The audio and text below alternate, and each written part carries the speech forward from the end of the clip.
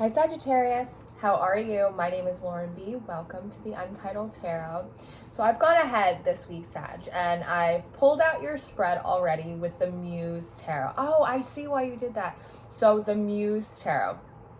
The reason that that dot just kind of clicked together for me is when I first stepped into your energy, I felt really overstimulated.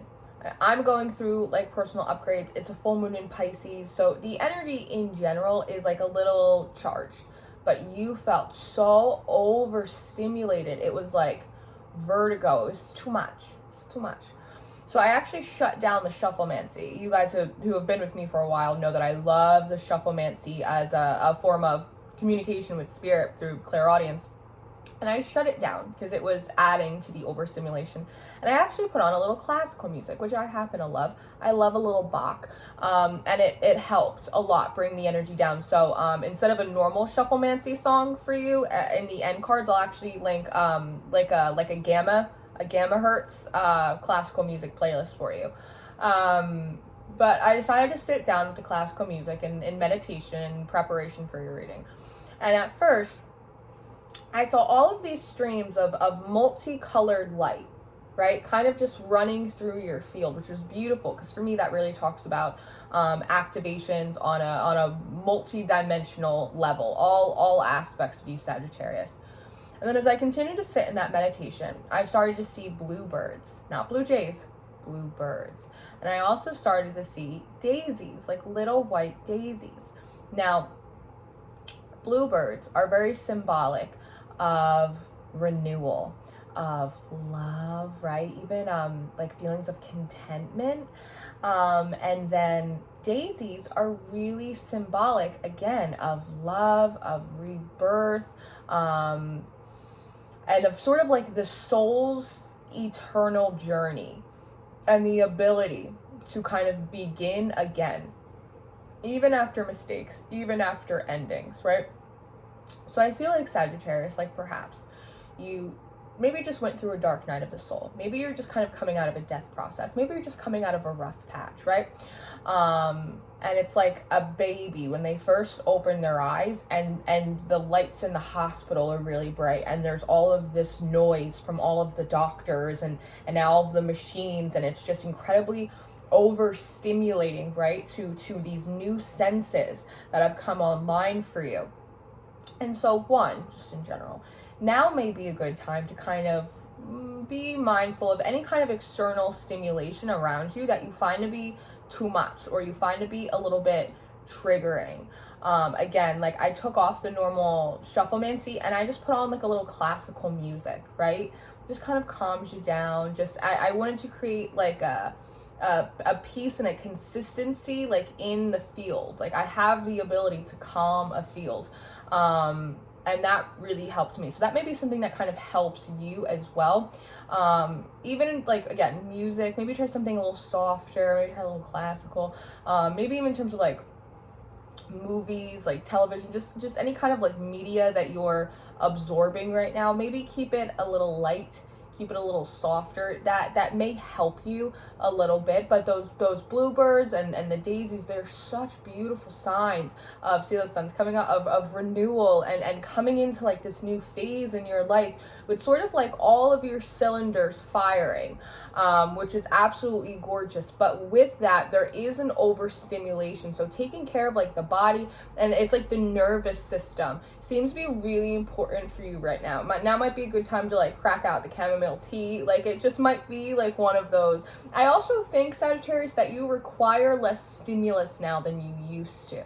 Maybe even intuitively, maybe you need less angel numbers. Maybe you need less synchronicities. Maybe you need less readings. Maybe you just need less, right? It's more about kind of creating that peaceful energy within you and kind of pulling out that sort of whisper, because sometimes spirit can be very loud, but oftentimes spirit speaks in like just a little bit of a whisper, so it can be harder to hear them, right, when there's too many bebops and doodads kind of going on around you. So let's pray, and then we'll take a trip through this journey that's coming out through your cards today. It's a loop.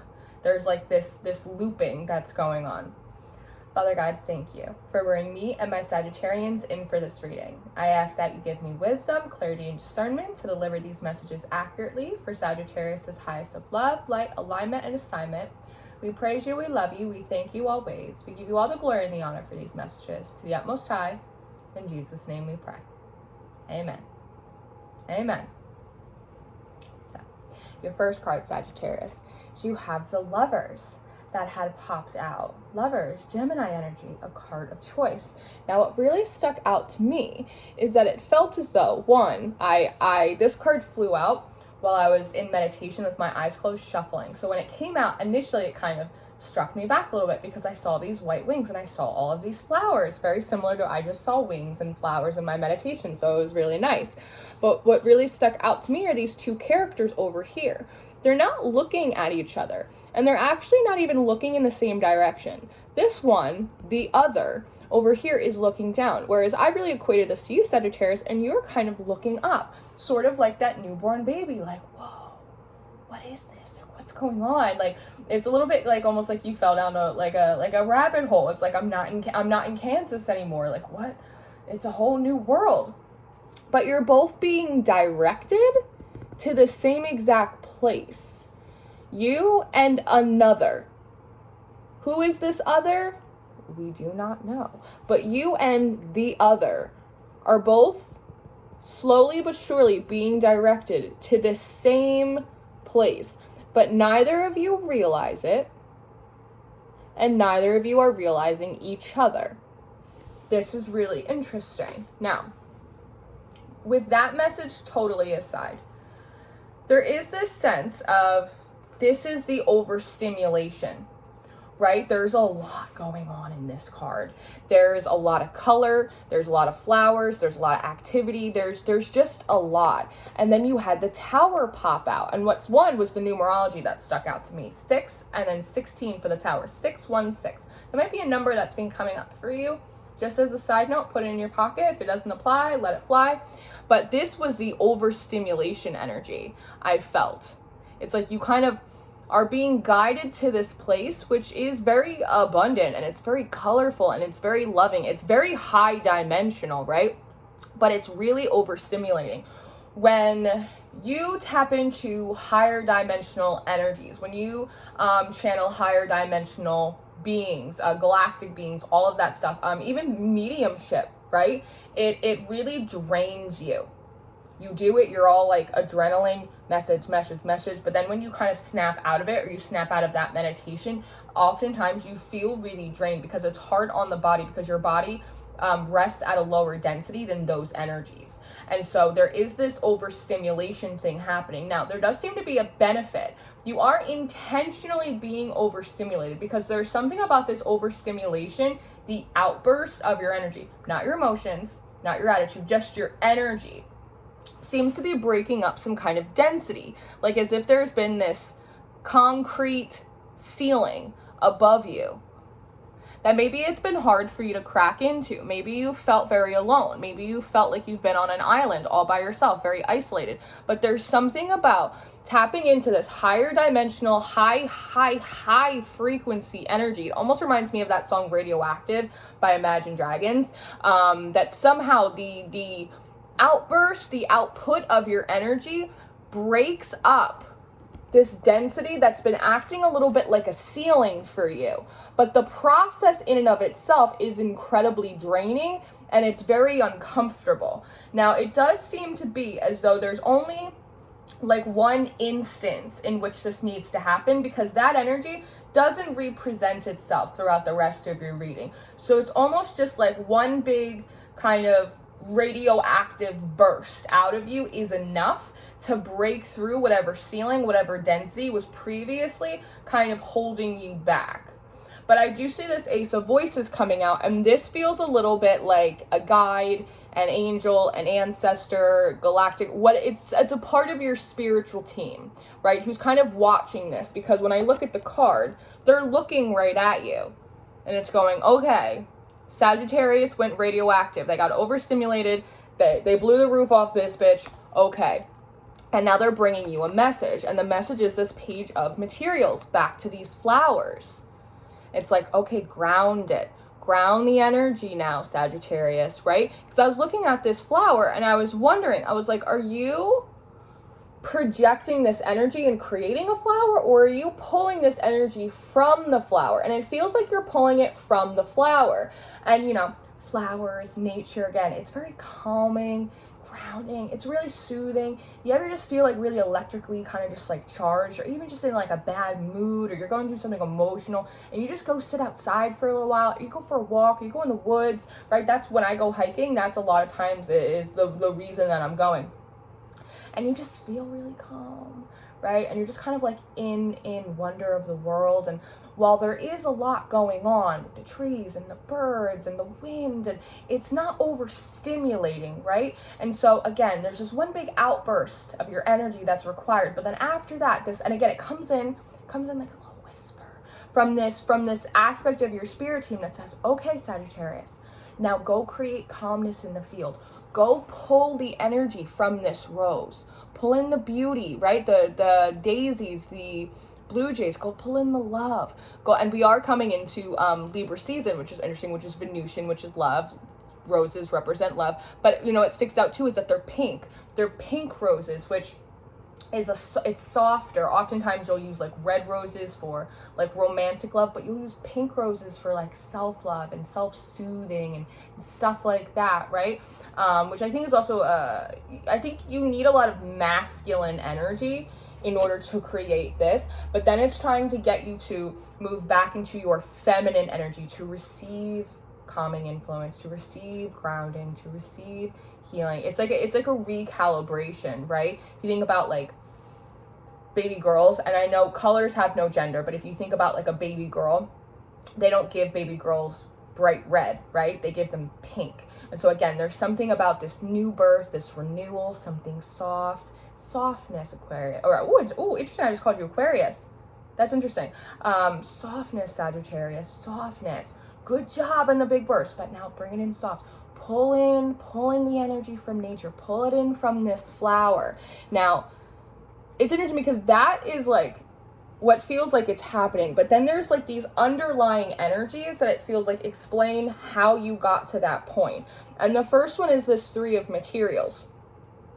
And I see all of these heads kind of stacked up on top of each other, creating all of these flowers. And this feels like a lot of different phases, a lot of faces, a lot of stages that you've been through in your life, Sagittarius, each one kind of stacking up on top of each other, each one kind of creating its own petal, each one creating its own flower as you've kind of gone through this timeline. And the way that these little lines, right, it's very similar to what I saw in my meditation. And so whether or not you've been realizing it, each phase and stage you've been in has been adding almost like, it kind of reminds me of like in like romance movies, or like people on their anniversaries, someone will like walk in the door and they'll be like rose petals kind of like a trail to like the bedroom or like to a balcony, like someplace that someone would be like proposed to. It's that kind of thing. And it almost feels like you've been doing that sort of for yourself. Now, the girls on this card, they always look a little bummed out to me. And I think that may be part of it because the 3 of Pentacles also talks a lot about work, talks about mastering your abilities, collaboration, all that kind of stuff. That I think that because there might not have been like a physical manifestation, you might not have been able to see these flowers were leading you somewhere, right? Like there's a stage in your life, nothing manifested, right? Maybe the big breakthrough or the big opportunity or the big love or something like that. And so you assume that it wasn't working, but really it was all leading you up to this Lover's card, but you just couldn't perceive it, right? It was just another petal on the path. Now, while you were doing that, you also have this 2 of Emotions card, right? So this is you kind of circulating in your emotional body. This is not only like the physical work that you've been doing, but this is also the emotional regulation and work that you've been doing as well. This is a very Piscean card. There's these 2 women here, but you know, they're facing each other, but they are going in opposite directions. So that kind of puts a little side message that, again, despite maybe all of the work that you've been putting in, healing, shadow work, ancestral work, regular human work, like all of the work, all of the regulation, confronting your triggers, doing just doing it all, Sag. That maybe you felt like you were always kind of flowing in a separate direction than what you wanted to be going in. Like what you were wanting, what you were desiring, it was always kind of eluding you. Again, not really realizing that it was all leading you somewhere, just not the place that you were in immediately. But what also really struck out to me is that each time you went into your emotional body and you did this work, you confronted a trigger, you did some healing, you kind of see your feet, you kind of kicked up this ripple effect. And as you did that, if you notice right here, it's almost like this frequency, it kind of hits this island of isolation that you felt like you were on. And that is something that also contributed to sort of this electric energy outburst that you have. Kind of like when you throw a toaster in a bathtub, right? Or when a phone line goes down because there's a big storm and they tell you not to go near the water because the water is electrically charged. That there's something about the work that you've been doing, your emotions, everything that you've been doing has been extremely electrically charged on top of whatever stimulation was going on in the environment. And that may be the reason why you feel overstimulated, because it's not just the stimulation outside of you, it's also the stimulation inside of you, and just the pressure of that just kind of making you feel like you have to pop a little bit. But I think that a lot of that, again, especially internally, is coming from this really high dimensional assistance, right? Healing, activation, all of that stuff. So after the water, then you moved into this hang muse, which a little bit feels like being like hung out to dry. Was that a song? Hang me up to dry, but not too many times. Is that Franz Ferdinand? I don't particularly care for Franz Ferdinand, but that song just popped in my head. But it feels like kind of being hung out to like dry a little bit, right? After this kind of water. And it's interesting because there's this eye, right? It's almost like the eye of Horus, and there's this little portal right here. It's just like this like interesting that it's like, again, with this multi-dimensionality, you're also covering like all of these facets of life, right? It's like the material, the emotional, kind of like this spiritual drying out process. And then you end up in this 10 of voices, which is really interesting because typically when we pull this 10 of voices, it automatically kind of looks like she's sort of rising above them, right? Like meeting these swords kind of head on. But the way I saw it today was a little bit different. I feel like your reading's going to be a little long today. It is what it is. But today it felt different. It felt like after you got hung out to dry, right? Dry off from this water, you kind of instead of ascending, you descend through all of these swords and then end up back at this rock, which seems to be the rock that you end up in this Tower card. So again, it's a little bit of this like cycling through. And this is what I think has been happening. Sometimes we have these very high frequency, high vibe, I could kiss the moon and anything's possible, and I believe in love, and I believe in God, and I believe in myself. And then what happens a few days later? You kind of like, it's like a sugar crash. You come down and then it's like, maybe you feel a little bit depressed or you feel like too grounded. All of a sudden it's like you feel a little anxious. You just don't feel good like you did. You don't feel as high vibe as you did like a few days prior. And you can be really hard on yourself. But what's actually happening is the way that you anchor in high vibrational energy is first, energetically, you get up there. You feel all the stimulation. But then you sink back down, right, into like the physical, into the density. And every time you go high and then you go back low, what's actually happening is you're anchoring in that high frequency energy into your reality, even if it doesn't physically manifest at that time. So that way the next time, it's like a pulley system. So that way the next time you have like a real high vibe kind of moment, when you pull up, because that original high vibration energy is now anchored into your reality, when you go back up again, you pull your physical reality up with it. And then you sink back down, and then you anchor in that energy, and then again and again, until eventually the physical reality meets and matches with the high vibrational energy that you're experiencing.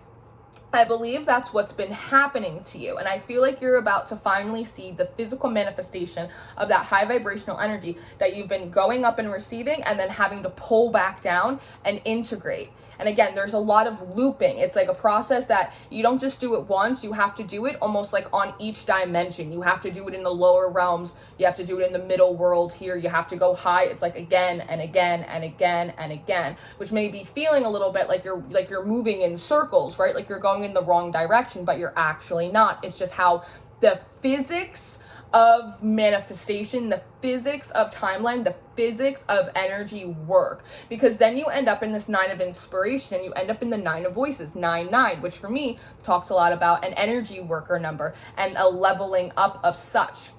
Because each time that you're doing this with this 9 of inspiration, this feels like precision. There's something about precision here. There's a refinement. Each time you've been doing it, you become more and more refined, more and more streamlined, right? And then you look at like kind of like the emotional aspect. Emotionally, you're able to levitate, right? You're able to kind of like multitask, be able to hold like 9 different realms within your sphere simultaneously while maintaining your levity, while being able to maintain a certain vibration. And all while making it look, even if this is what's going on behind the scenes, this is how it's like appearing. It's very precise. It's very refined. It's really like high caliber work. And then you fall into this muse of materials, which is kind of, and then you reach a new level. You do it, then you end up back on the drawbridge. You start walking your way towards the next entry point, and then you end up back in this Lover's card, right? To kind of absorb some of this like high frequency divine love. And again, there is the others. Someone else is doing this at the same pace and the same rate as you are. But either you don't know this person, or you don't know, or maybe you do know this person, but you don't know that they're doing it too. It's the same thing. So then you end up right where you are here, and then you get overstimulated, right? It's like you end up where you are here, but because you don't see this person, or you don't see the manifestation, the breakthrough, whatever it is, you think nothing's happening. Another layer, another petal. You go back in and you regulate those emotions. Those overstimulate you. Then you crack through another layer of the ceiling, right? Then you hang out to dry. Then you descend back in. As assistance comes in that tells you to go back to nature and pull in the beauty and the love and calm the field, get rid of the extra stimulation, start again. Now you're refining. Now you're doing this. Now you walk back through. You've done it again and again and again and again. But here's where things change, Sagittarius, is now you move into the Knight of Voices. And this is a message. This feels like someone coming to get you. Whether it's a person or at least someone trying to get your attention. Whether it's a person, whether it's a download, an ancestor, a guide, whatever makes up your spirit team. All of our spirit teams look different, but they're bringing you a message. They're coming to get you to bring you a message. And what is that? It's the world, and it's about the other. The world. I always pull this world card, and it always comes through like radio FM. It always comes through like a frequency. It's like your frequency has been picked up. The world card also talks about completion. It's almost like, Sagittarius, you completed that phase. Your signal has been picked up finally. It's almost the idea that you've been able to anchor in enough of that energy in enough of the dimensions for your signal to be picked up, right? It's almost like you had to do that in order for this Knight of Swords to, it's like, to pick up your call to come be picked up from that cycle, from that training, from that phase, from that portion of your journey, right? It's like all 12 phone lines had to ring at the same time in order for this to pick up on it and come through. But now it is. And the message is that your frequency, your signal has been picked up. You completed that task, and now it's about the other. The other has heard your signal now. The other knows that you're there. You might not know who the other is, but now the other knows who you are. And so I'm nosy, so I asked, who's the other? Who is the other? And they gave me the Sun. So maybe it's like a Leo energy. There's one, There's a twofold with this sun. One, the other is, again, it's this really, again, high vibrational, it's a really powerful, ascended, divine energy that the sun is. It's a life giver, right? And again, the bluebirds and the daisies and the Lovers card, it's all about this renewal. It's all about life. Page of Pentacles talks about manifestation. It talks about opportunity, right? It's like, it has finally been picked up by the one who gives opportunity. But there's also that is a very spiritual, divine energy. But that energy is also connected to the other. And so the other could be someone that is a Leo, or someone that already is like holding, maybe they wrapped up a little bit before you did, and they're really kind of sitting and waiting in this frequency, knowing that like you're on the way, that you've been picked up, and now you're on the way to them. It's very strange. I hope that I did my best to kind of like relay that the best that I could. I don't know how well I did, because it is a little, there's a lot there. There's a lot there to digest and process, but I just trust that what was for you in this message clicked for you and confirmed for you what you needed to be confirmed. I am going to go and pull some more cards and do an extended reading. If you're interested in that, the links are going to be in the description box. Your September monthly will also be in the description box, as well as any information you'll need from me for energy clearings, personal readings, any of that. I love you very much. Thank you for being here. I very much appreciate all of your love and support. Be sure to take care of yourself. Try and keep the stimulus kind of low, just for your own nervous system and emotional well-being. But until I see you next time, Sagittarius, take care.